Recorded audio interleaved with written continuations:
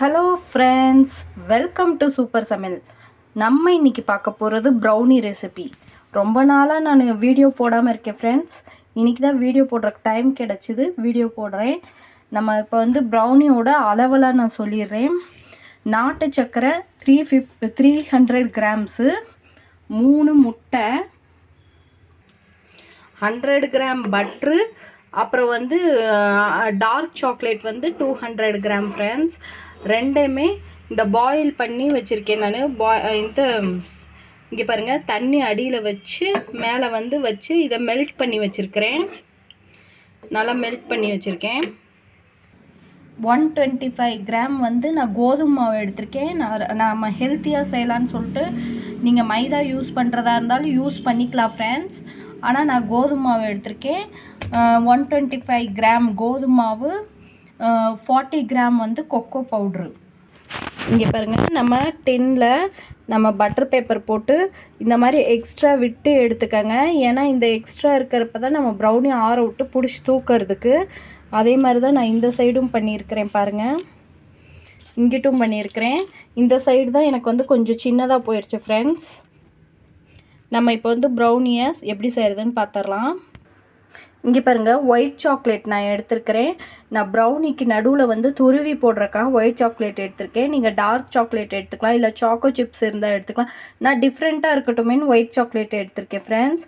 இப்போ நம்ம இது பண்ணலாம், பீட் பண்ணிக்கோங்க நல்லா. நான் பீட் பண்ணது காமிக்கிறேன் ஃப்ரெண்ட்ஸ். இங்கே பாருங்கள், ஓரளவு பீட் பண்ணியிருக்கேன். நம்ம இந்த சுகரை 3 டிவைடட் பண்ணி போடுங்க நீங்கள். நான் இப்போ ஃபஸ்ட்டு டிவைடட் போட்டுடுறேன்.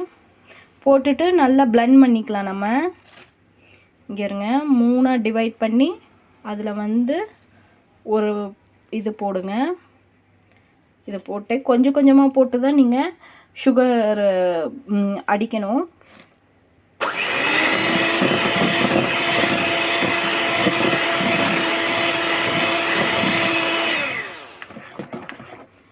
நான் உங்களுக்கு அடிச்சுட்டு ஃபுல்லாக காமிக்கிறேன் ஃப்ரெண்ட்ஸ். 3 இதாக போட்டு அடிச்சுட்டு காமிக்கிறேன்.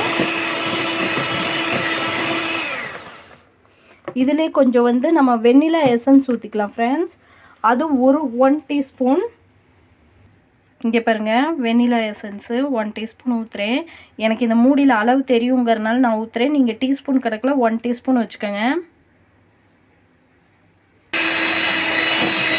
வெண்ணிலா எசன்ஸ் ஊற்றி நல்லா அடிக்கிற ஃப்ரெண்ட்ஸ்.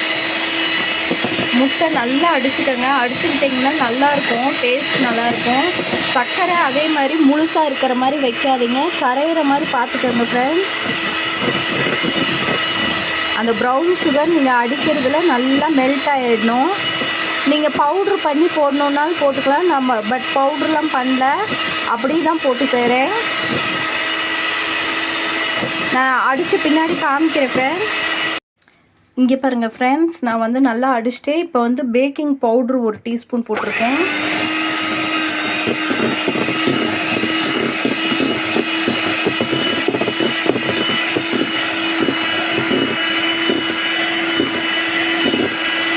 இருந்ததுக்கும் இப்போ பார்க்குறதுக்கும் உங்களுக்கு கலர் சேஞ்ச் தெரியும். ஃபஸ்ட்டு ரொம்ப டார்க்னஸாக இருந்துச்சு, இப்போ கொஞ்சம் கலர் சேஞ்ச் ஆகிருக்கு பாருங்கள். நல்லா நம்ம சுகர் அமுட்டு மெல்ட் ஆகிடுச்சு. இப்போ பேக்கிங் பவுட்ரு போட்டுருக்கறனால கொஞ்சம் நேரம் நான் நல்லா பீட் பண்ணுறேன். 1 டீஸ்பூன் போடுங்க, எச்சா போடாதீங்க. பேக்கிங் சோடா கிடையாது, ஒன்லி பேக்கிங் பவுட்ரு தான் போடுறேன். இங்கே பாருங்கள், நல்லா இதாகிடுச்சு. இப்போ நம்ம மெல்டட் பண்ண டார்க் சாக்லேட் இருக்குது பாருங்கள், அதை நல்லா மிக்ஸ் பண்ணி விட்டு இதில் ஊற்றிடலாம்.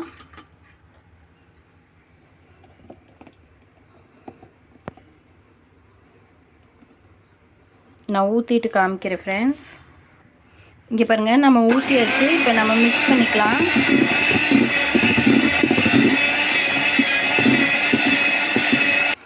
இங்கே பாருங்கள், 2 செகண்ட் தான் பிளெண்டரில் ஓட விட்டேன். பட்டர் போட்டிருக்கனால ரொம்ப நேரம் ஓட விடக்கூடாது.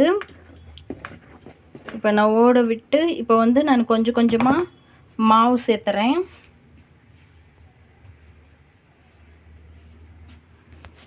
இருங்க காட்டுறேன். இங்கே பாருங்கள், கொஞ்சம் கொஞ்சமாக அப்படியே லைட்டாக மிக்ஸ் பண்ணி விடுங்க. ஸ்பேச்சுலா இருந்தாலும் ஸ்பேச்சுலாவில் மிக்ஸ் பண்ணுங்கள். நான் அப்படியே இதுலேயே பிளெண்டர்லேயே மிக்ஸ் பண்ணுறேன். கொஞ்சம் கொஞ்சமாக மாவை போட்டு மிக்ஸ் பண்ணுங்கள். ஃபுல்லாக ஒரே இதாக போட்டுறாதீங்க. நான் மிக்ஸ் பண்ணிட்டு காமிக்கிறேன். இங்கே பாருங்கள், நம்ம ப்ரௌனி இது மாவு ரெடி பண்ணியாச்சு. இப்போ வந்து நம்ம இதை வந்து இதில் ட்ரேயில் இது பண்ணிடலாம். இங்கே இருங்க, இப்படி தான் இருக்கணும் ப்ரௌனிக்கு.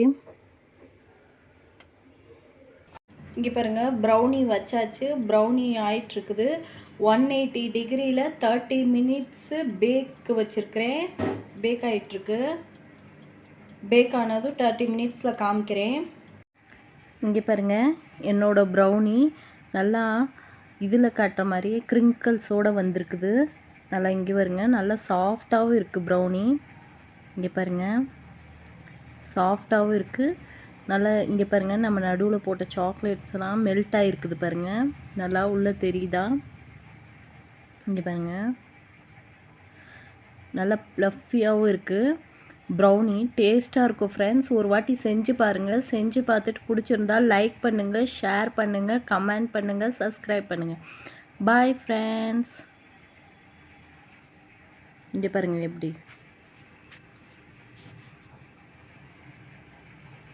நான் ஒயிட் சாக்லேட் போட்ட கிளிப்பு மிஸ் ஆயிடுச்சு ஃப்ரெண்ட்ஸ், அதனால தான்